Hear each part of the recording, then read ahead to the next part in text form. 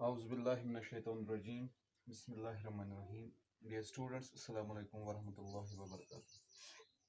Class 10th geography. तो आज के हम पढ़ने जा रहे हैं food crops other than grains part second. Previous जो हमारा लेक्चर था that was food crops other than grains part first. उसमें हमने दो क्रॉप्स पढ़े थे, शुगर केन उसमें हमने पढ़ा था और उसमें हमने ऑयल सीड्स पढ़े थे।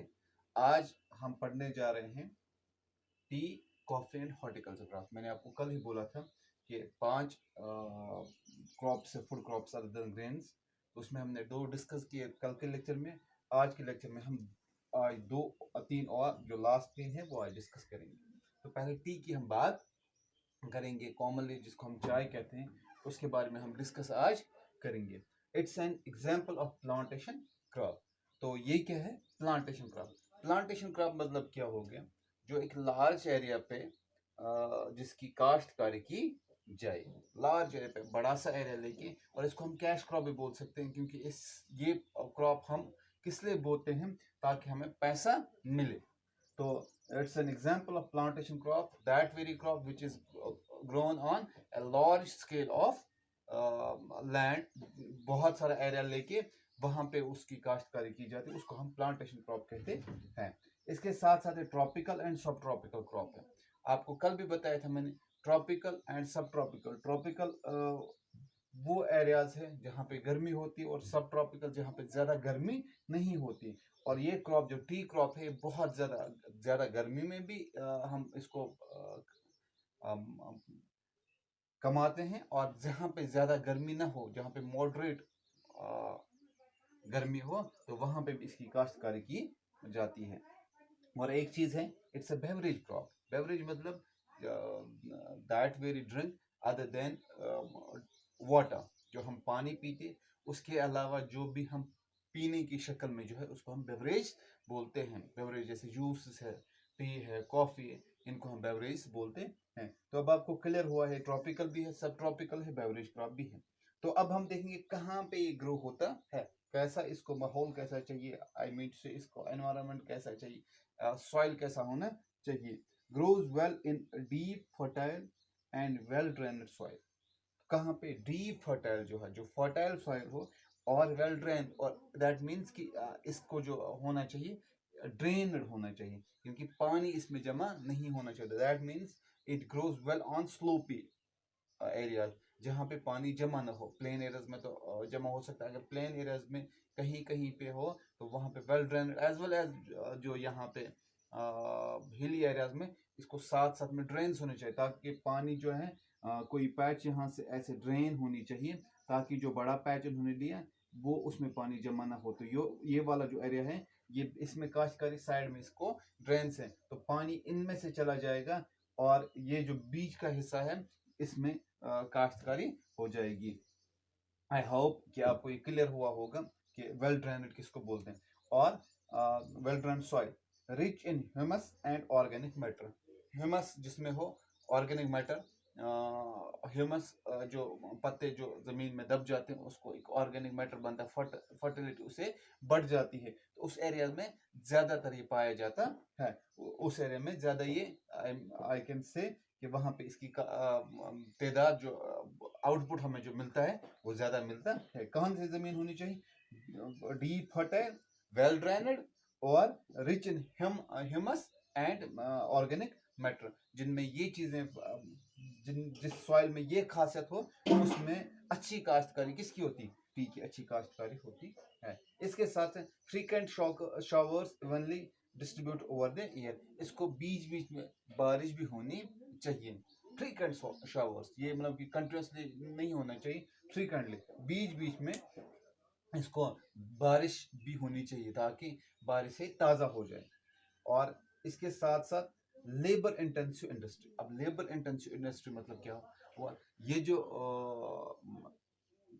टी की काश्तकारी जो है इसमें बहुत ज़्यादा लेबर लगता है, लेबर इंटेंसिव, इसमें अच्छा खासा लेबर लगता है। और इसके साथ जो लेबर हो वो स्किल्ड लेबर हो, क्योंकि जो टी आपने देखा होगा वो पीछे उनके टीवी में मत कभी देखा होगा, तो पीछे उनकी बड़ी सी एक टोकरी होती है और ये यहाँ से लीव्स उठा के उसमें डालते हैं, आपने देखा होगा। तो इसमें बहुत सारे सिकल जो हों, ये लेबर वो यूज होती है, क्योंकि अगर इसमें अनस्किल्ड लेबर यूज की जाए तो जो जो चीज़ हमें चाहिए वो हमें नहीं मिलेगी। तो इंटेंसिव लेबर इंटेंसिव, लेकिन साथ साथ वो क्या होने चाहिए, they must be skilled labour. और स्टेट्स कहाँ कहाँ पे मिलती है, Assam, hills of Darjeeling, West Bengal में है ये दार्जिलिंग, तमिलनाडु और केरला, ये अहम जगह हैं जहाँ पे ये पाई जाती है। तो आम तौर आपने ये बिल्कुल आसाम चाय और दार्जिलिंग की चाय आपने सुना होगा, नाम टीवी पे भी आता है, ऐसे भी कॉमन लोगों को भी पता है कि ये चाय कहाँ से आती है। आई होप कि आपको क्लियर हुआ होगा कि ट्रॉपिकल ये जो है प्लांटेशन क्रॉप मैंने आपको बताया, ट्रॉपिकल सब ट्रॉपिकल भी आपको क्लियर हुआ, ब्रेवरेज भी आपको क्लियर हुआ। तो मैंने आपको बताया कि इसके लिए क्या होना चाहिए, डीप फर्टाइल वेल ड्रेनेड सॉइल होनी चाहिए, rich in humus organic matter में होना चाहिए। इसके लिए इंटेंसिव लेबर की ज़रूरत पड़ती है, स्किल लेबर होना चाहिए। स्टेट्स भी मैंने आपको बताया कौन कौन से आते हैं। अब जो हमारा नेक्स्ट है दैट इज कॉफ़ी। तो कॉफ़ी क्या है, Indian coffee is known in the world for its good quality. Indian coffee जो है ये पूरी दुनिया में मानी जाती है, पूरी दुनिया में मानी जाती quality. Indian coffee is known as all over the world for its good quality. That means जो इंडिया में प्रोड्यूस होती है, जो इंडिया में जिसकी प्लांटेशन होती है, जिस कॉफ़ी की काश्तकारी होती है, that is of good quality, वो बहुत ही अच्छी क्वालिटी की कॉफ़ी है और सब लोग इसको पसंद करते हैं। ये भी इसी तरह, जिस तरह टी है इसी तरह ये भी प्लांटेशन क्रॉप है, ट्रॉपिकल एंड सब ट्रॉपिकल एरियाज में ग्रो करते हैं, बेवरेज क्रॉप है। तो ये कॉमन है, टी और कॉफी में ये कॉमन है। प्लांटेशन क्रॉप भी है, प्लांटेशन क्रॉप मैंने आपको अभी बोला कि वो क्रॉप जो हम लार्ज एरिया पे हम ग्रो करते हैं। ट्रॉपिकल एंड सब ट्रॉपिकल, अभी मैंने आपको बताया जो बहुत ज़्यादा हॉट और ह्यूमिड एरियाज है वहाँ पे भी ये ग्रो करते हैं, क्योंकि जो इंडिया है उसको ग्लोब जो ट्रॉपिक ऑफ कैंसर है वो उसको डिवाइड करता है। तो दैट इज वाई इसमें जो इंडिया में कुछ एरियाज है ट्रॉपिकल और कुछ एरियाज है सब ट्रॉपिकल, उसी की वजह से। तो ये जो क्वालिटी है इंडिया की जो क्वालिटी है वो बेस्ट मानी जाती है। अब हम देखेंगे कि आई कहाँ से थी, ये जो हम कॉफ़ी पीते ये आई कहाँ से। The arabica variety initially abroad from Yemen is produced in country. तो ये जो अरेबिका कॉफ़ी जो आम तौर पे आज बहुत ही मशहूर कॉफ़ी है, कहाँ से लाई थी, इनिशियली ब्रॉड फ्रॉम यमन। तो ये कहाँ से लाई थी, यमन, जो अरेबियन पेनिसुला है उसी के साइड में ये वहाँ पे इसकी काश्तकारी की जाती थी, वहाँ से इसको लाया गया कहाँ पे, इंडिया में, produced in country, produced in country. अब पूरे मुल्क में इसको पाया जाता, अब इसको पूरे मुल्क में इसकी काश्तकारी की जाती, सॉरी पूरे मुल्क में अब इसको पाया जाता है, क्योंकि इसका अब इस्तेमाल यहाँ पे हर जगह पे होता है। लाया कहाँ से था, यमन, मैंने आपको बोला जो अरेबियन पेनिसुलर था तो उसी साइड में ये पाई जाती थी। This variety is in great demand all over the world. तो पूरी दुनिया में ये बहुत ज़्यादा इसकी डिमांड है, किसकी, जो अरेबिका कॉफ़ी है इसकी पूरी दुनिया में बहुत अच्छी डिमांड है, बहुत लोग इसको पसंद करते हैं और इंडियन कॉफ़ी जो है बहुत लोग इसको पीते हैं। तो initially produced in the Baba Budan hills Karnataka. तो पहले कहाँ पे ये इसकी जो काश्तकारी होती थी, बाबा बोदान हिल्स जो है कर्नाटका में, वहाँ पे इनकी काश्तकारी होती थी। लेकिन अब उसको कन्फाइन किया गया है कुछ एरियाज में, जैसे confine to Nilgiri hills in Karnataka, Kerala and Tamil Nadu. तो यहाँ पे ये कुछ जगह हैं, नीलगिरी हिल्स ऑफ कर्नाटका और केरला और तमिलनाडु में इसकी काश्तकारी की जाती है। ये आप बिल्कुल याद रखेंगे, इसका जो एरिया है बहुत कम एरिया है जहाँ पे काश्तकारी। और टी के बारे में आपको मैं एक बात बताना भूल गया कि ये जो टी है इसको यहाँ पे किसने लाया था, ब्रिटिशर्स ने इसको इंट्रोड्यूस किया था, लेकिन अब ये इसका इस्तेमाल पूरा इंडिया कर रहा है। पहले इनको इसको किसने किया था इंट्रोड्यूस, ब्रिटिशर्स ने इसको इंट्रोड्यूस किया था।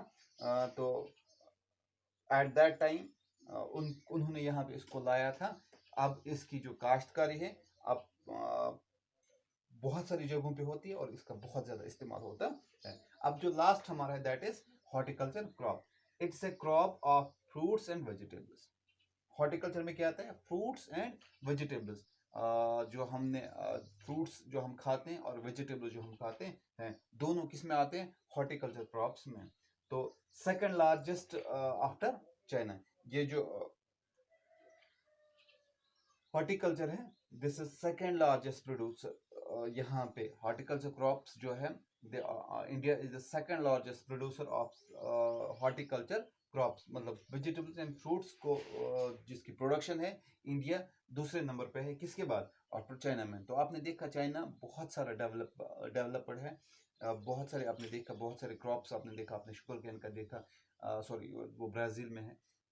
आपने राइस का देखा, आपने इससे पहले भी कुछ ये देखे क्रॉप्स। वहाँ पे किसकी काश्तकारी होती? चाइना लीडिंग है। तो इंडिया, लेकिन साथ साथ इंडिया दूसरे नंबर, बहुत सारे क्रॉप्स में दूसरे नंबर पे है। India is produces of tropical as well as temperate fruits which are famous. India is producer of what? Tropical as well as temperate fruits. तो इंडिया में इसी तरह ट्रॉपिकल और टेम्परेट, जो ज़्यादा गर्म इलाकों में पाए जाते हैं ट्रॉपिकल, और टेम्परेट जोन जो मॉडरेट होते हैं वो फ्रूट्स यहाँ पे पाए जाते हैं जो बहुत ज़्यादा फेमस है। तो कुछ फेमस जो फ्रूट्स यहाँ पे पाए जाते हैं इंडिया में, तो मैंगोज ऑफ महाराष्ट्र, आंध्र प्रदेश और तेलंगाना। ये महाराष्ट्र के ज़्यादा मशहूर है। कौन? आम महाराष्ट्र के ज़्यादा मशहूर है। ऑरेंज आपने सुना होगा, ऑरेंज ऑफ नागपुरी संतरे बहुत ज़्यादा मशहूर है। बनानाज ऑफ केरला के बनानाज बहुत मशहूर है। तो लीची एंड गावा ऑफ उत्तर प्रदेश। लीची और गावा कहाँ पाया जाता है? ज़्यादा यूपी में पाया जाता है, बहुत सारी जगहों पे, लेकिन मशहूर कहाँ का है? यूपी का। इसी तरह एप्पल जो है, सेब, पियर्स, नाशपाती, एप्रिकॉट, खुबानी, वॉलनट्स, ये है कहाँ की मशहूर? कश्मीर की। कश्मीर के एप्पल्स और पियर्स, एप्रिकॉट्स एंड वॉलनट्स बहुत ज़्यादा ऑल ओवर द वर्ल्ड हम कहेंगे बहुत ज़्यादा फेमस है। ये कहाँ पे पाए जाते हैं? कश्मीर में पाए जाते हैं। आई होप कि आपको क्लियर हुआ होगा। ये हमने इसमें हमने क्या क्या पढ़ा, food crops other than grains, ये हमने आज डिस्कस किया। कि इसमें सबको आपको क्लियर हुआ होगा कि क्या क्या हमने डिस्कस किया। टी, कॉफ़ी, हॉर्टिकल्चर का अगर कहीं पे भी आपको कोई कन्फ्यूजन हुआ होगा तो आप कमेंट सेक्शन मुझे बता सकते हैं, या ग्रुप में जो मैं आपको सेंड करूँगा ग्रुप में, आप मुझे वहाँ पे इसके बारे में बता सकते हैं। मैं आपको कन्फ्यूजन दूर करूँगा। तो आप मुझे कल तक इजाज़त दीजिए। अल्लाह हाफिज़।